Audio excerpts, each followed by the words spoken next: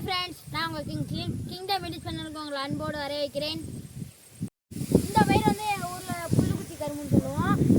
இந்த கரும்பை வந்து நாங்கள் 3 ரீசனுக்காக பயன்படுத்துகிறோம். இது வந்து ஃபஸ்ட்டு ரீசன் வந்து மாடு இவன் யாருன்னு பார்க்குறீங்களா? நம்ம சப்ஸ்கிரைப் பண்ணலாம். ஹாய் சொல்லு.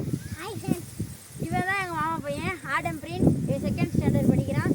லியா ஸ்கூலில் படிக்க திண்டுக்கல்ல தான் இருக்கோம் நாங்கள். அடுத்து என்ன சொன்னேன், இதோட ஃபஸ்ட் ரீசன் என்னன்னா மாடு பால் நல்லா கொடுக்கும். செகண்ட் ரீசனு மாடு ஆரோக்கியமாக இருக்கும். தேர்ட் ரீசன் வந்து விவசாயம் பண்ணுறது ரொம்ப ஈஸி. எல்லா தோட்டத்துலையும் பச்சை கலரில் தானே இருக்கும். ஆனால் எங்கள் தோட்டத்தில் நாங்கள் புதுசாக நட்டுருக்கிறது காஃபி கலரில் இருக்கும். இது நேப்பியர் புல்லுக்குச்சி நாங்கள் காமிக்கிறோம். இதுதான் நேப்பியர் புல்லுக்குச்சி. எல்லா ஊரில் அதை தான் பார்த்துருப்பீங்க. ஆனால் எங்கள் ஊரில் மட்டும் இதை பார்த்தீங்களா என்ன கலரில் இருக்குன்னு. இந்த இன்னும் 3 இது இருக்குது.